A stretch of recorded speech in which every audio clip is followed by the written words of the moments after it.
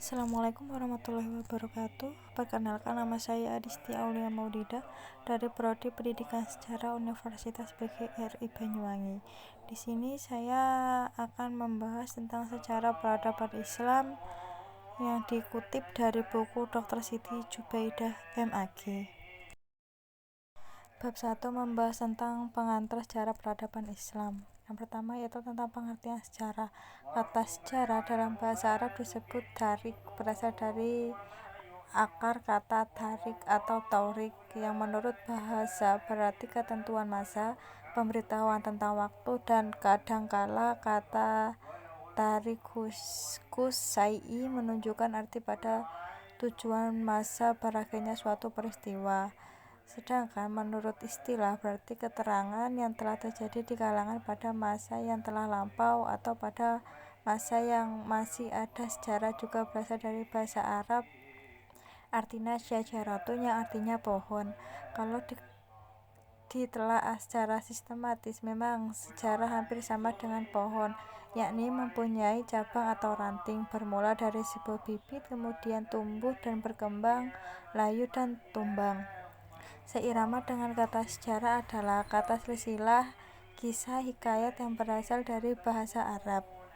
Menurut Ibnu Khaldun, sejarah adalah catatan tentang masyarakat umat manusia atau peradaban dunia, tentang perubahan-perubahan yang terjadi pada watak-watak masyarakat itu, seperti keliaran, keramah tamahan, solidaritas, golongan, tentang revolusi-revolusi, dan pemberontakan-pemberontakan oleh golongan rakyat yang melawan golongan yang lain. Menurut Bauer, sejarah ialah suatu ilmu pengetahuan yang berikhtiar untuk melukiskan dan dengan penglihatan yang simpatik menjelaskan fenomena kehidupan sepanjang terjadinya perubahan karena adanya hubungan antara manusia terhadap masyarakat. Menurut Zidi Ghazalbah, sejarah adalah gambaran masa lalu tentang manusia dan sekitarnya sebagai makhluk sosial yang disusun secara ilmiah dan lengkap. Selanjutnya yaitu pengertian sejarah peradaban Islam.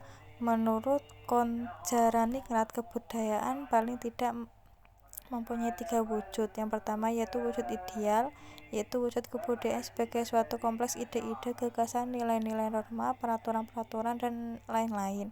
Yang kedua yaitu wujud kelakuan, yaitu wujud kebudayaan sebagai suatu kompleks aktivitas kelakuan berpola dari manusia dalam masyarakat. Yang ketiga yaitu wujud kelakuan, yaitu wujud kebudayaan sebagai suatu kompleks aktivitas kelakuan berpola dari masyarakat. Wujud benda yaitu wujud kebudayaan berbagai benda-benda hasil karya, sedangkan istilah peradaban biasanya dipakai untuk bagian-bagian dan unsur-unsur dari kebudayaan yang halus dan indah.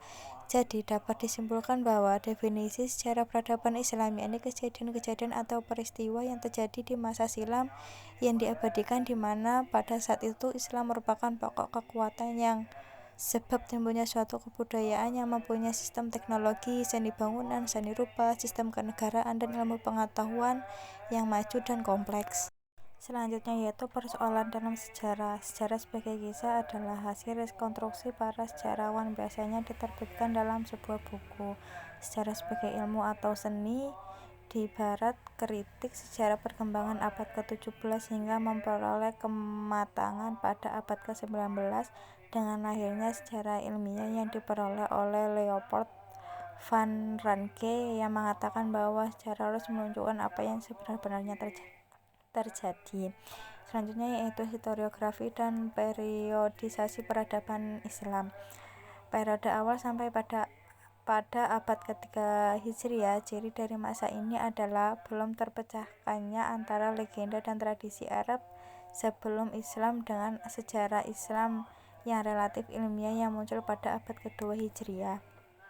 Periode dimulai pada abad ketiga sampai abad ke-6 Hijriah. Ciri periode ini adalah diakui sebagai disiplin ilmu dan berdiri sendiri. Selanjutnya yaitu periode abad ke-6 sampai abad ke-10 Hijriah. Ciri-ciri periode ini adalah digunakan 2 bahasa, yakni bahasa Arab dan Persia. Selanjutnya pada periode abad ke-6 sampai abad ke-13 Hijriah, ciri-ciri periode ini adalah dipergunakannya bahasa Turki dalam penulisan sejarah.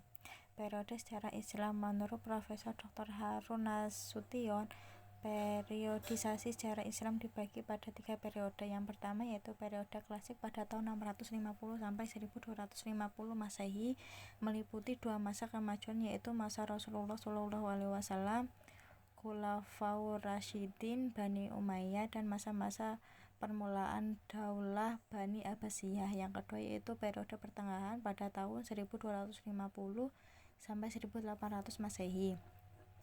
Pada periode ini terjadi 2 masa kemunduran dan masa 3 kerajaan besar. Yang ketiga yaitu periode modern dari tahun 1800 sampai sekarang. Pada periode ini umat Islam banyak belajar dari dunia barat dalam rangka mengembalikan balance of power. Bab 2 membahas tentang Islam masa Muhammad SAW.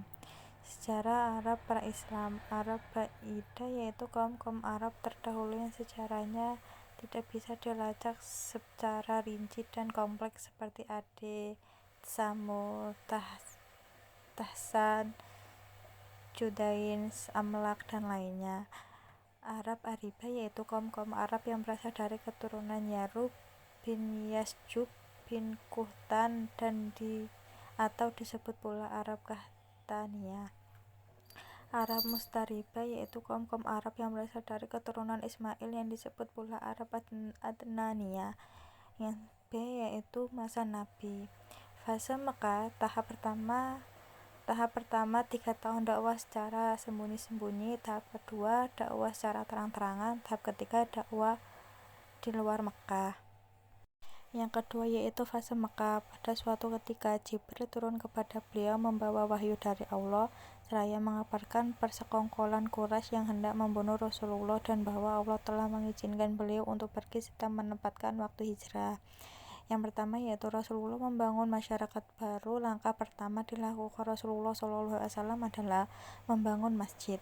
Beliau terjun langsung dalam pembangunan masjid itu, memindahkan bata atau bebatuan. Masjid itu bukan hanya merupakan tempat sholat semata, tapi juga merupakan sekolah bagi orang-orang muslim untuk menerima pengajaran Islam dan bimbingan-bimbingannya, sebagai balai pertemuan dan tempat untuk mempersatukan berbagai unsur kekabilahan dan sisa-sisa pengaruh perselisihan semasa jahiliyah. Yang kedua yaitu perjanjian dengan pihak Yahudi. Yang ketiga yaitu serta rampasan perang. Bab 3 Islam masa Khulafa ar-Rasyidin. Kondisi masyarakat sepeninggalan Muhammad SAW. Dengan wafatnya Rasulullah SAW, umat muslim dihadapkan kepada suatu krisis konstitusional. Ada golongan yang telah murtad, ada yang mengaku dirinya sebagai nabi dan mendapatkan pengikut dan atau pendukung yang tidak sedikit jumlahnya. Yang B yaitu sistem pemilihan khalifah. Dalam hal ini Al-Quran memberikan berbagai petunjuk dan bimbingan etik serta moral dalam berbagai bidang kehidupan manusia yang berkaitan dengan secara organik. Di antara berbagai bidang kehidupan tersebut, persoalan negara dan pemerintahan dalam Islam mempunyai dasar dan fundamental dalam Al-Quran. Prinsip syura terhitung sebagai salah satu nilai etika politik yang konstitusional dalam kehidupan kenegaraan Islam. Abu Bakar mengaku jabatan khalifah berdasarkan pilihan yang berlangsung sangat demokratis. Di pertemuan Saqifah, Bani Saidah menemui tata cara perundingan yang dikenal dunia modern ini. Selanjutnya yaitu Islam masa Khalifah Abu Bakar. Setelah wafatnya Nabi Muhammad SAW, status sebagai Rasulullah tidak dapat diganti oleh siapapun, Khatami al-Anbiya wal al-Mursalin. Tetapi kedudukan beliau yang kedua sebagai pimpinan kaum muslimin mesti segera ada gantinya. Orang itulah yang dinamakan khalifah, artinya yang menggantikan Nabi menjadi kepala kaum muslimin, pimpinan komunitas Islam dalam memberikan petunjuk ke jalan yang benar dan melestarikan hukum-hukum agama Islam. Abu Bakar menerima jabatan khalifah pada saat sejarah Islam dan keadaan kritis dan gawat, yaitu timbulnya perpecahan, munculnya para nabi palsu, dan terjadinya berbagai pemberontakan yang mengancam eksistensi negeri Islam yang masih baru.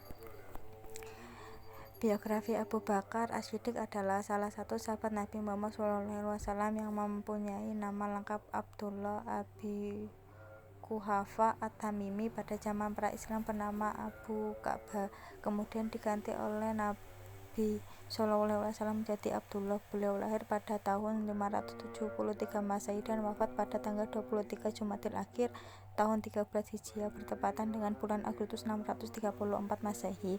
Dalam usianya 63 tahun, usianya lebih muda dari Nabi Muhammad SAW 3 tahun. Diberi julukan Abu Bakar atau pelopor pagi hari karena beliau termasuk orang laki-laki yang masuk Islam pertama kali. Sedangkan gelar Asy-Siddiq diperoleh karena beliau senantiasa memberikan semua hal yang dibawa Nabi SAW, terutama pada saat peristiwa Isra Mi'raj. 2. Peristiwa Tsaqifah Bani Sa'idah.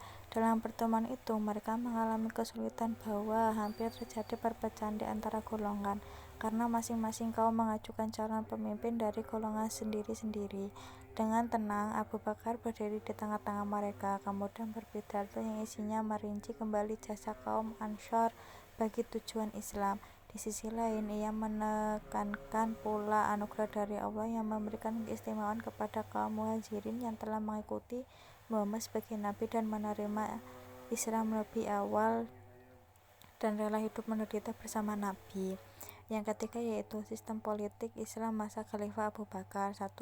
Mengirim pasukan di bawah pimpinan Utsman bin Zaid untuk memerangi kaum Romawi sebagai realisasi dari rencana Rasulullah ketika beliau masih hidup. Yang kedua yaitu timbulnya kemunafikan dan kemurtadan. Hal ini disebabkan adanya anggapan bahwa setelah Nabi Muhammad SAW wafat, maka segala perjanjian dengan Nabi menjadi terputus.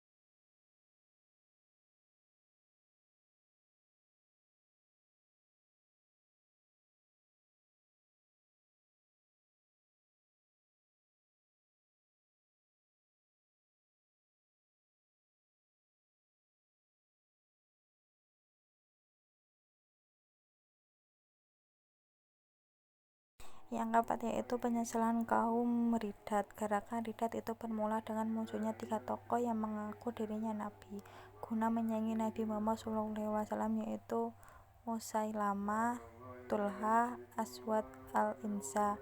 Musailamah berasal dari suku bangsa Bani Hanifah di Arabia Tengah. Tulailah seorang kepala suku Bani Asad, saja seorang wanita Kristen dari Bani Yarbu yang menikah dengan Musailamah.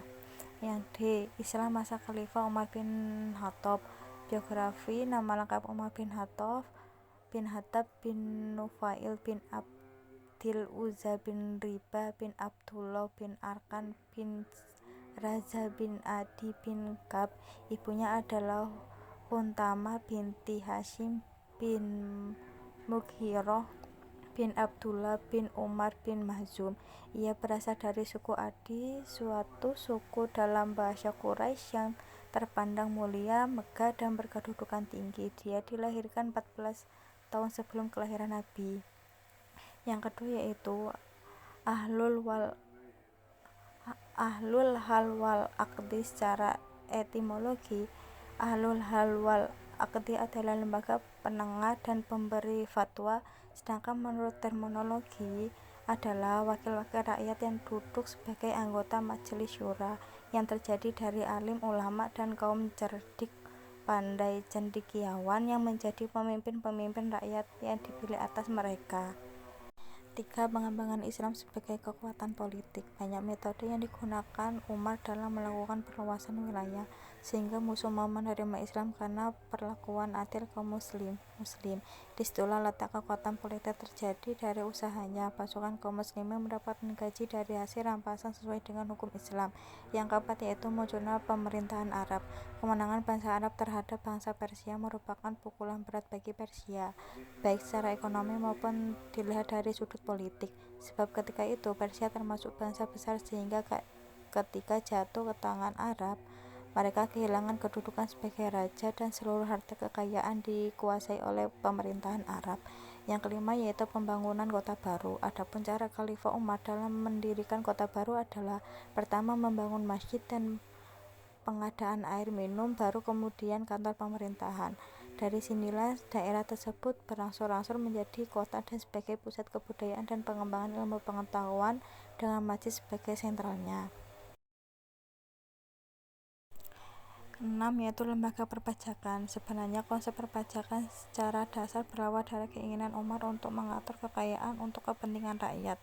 Kemudian secara teknis beliau banyak memperoleh masukan dari orang bekas kerajaan Persia, sebab ketika itu Raja Persia telah mengenal konsep perpajakan yang disebut sijil, yaitu daftar seluruh pendapatan dan pengeluaran diserahkan dengan teliti kepada negara.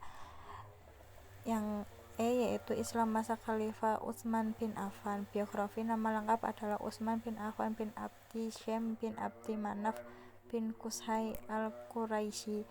Nabi sangat mengaguminya karena ia adalah orang yang sederhana, saleh dan dermawan. Dikenal dengan sebutan Abu Abdullah, lahir pada tahun 573 Masehi di Mekah dari pasangan suami istri Affan bin Arwa. Beliau merupakan salah satu keturunan dari keluarga besar Bani Umayyah suku Quraisy. Yang kedua yaitu proses Khalifah Utsman bin Affan.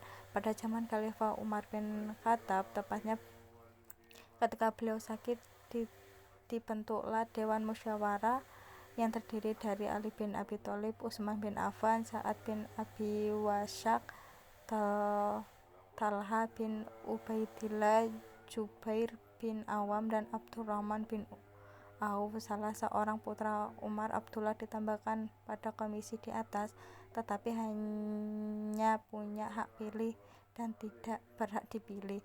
Dewan tersebut dikenal dengan sebutan Ahlul Halli wal Aqdi dengan tujuan pokok menentukan siapa yang layak menjadi penerus Khalifah Umar bin Khattab dalam menerima umat Islam. Suksesi pemilihan khalifah ini dimaksudkan untuk menyatukan kembali suatu umat Islam pada saat itu, menunjukkan adanya identitas disintegrasi. Selanjutnya yaitu perluasan wilayah. Perluasan dalam pengembangan Islam pada masa pemerintahnya telah sampai pada seluruh daerah Persia, Tabristan, Azerbaijan, dan Armenia. Selanjutnya meluas pada Asia Kecil dan negeri Siprus. Atas perlindungan pasukan Islam, masyarakat Asia Kecil dan Siprus bersedia menyerahkan upeti sebagaimana yang mereka lakukan sebelum pada masa kekuasaan Romawi atas wilayah tersebut.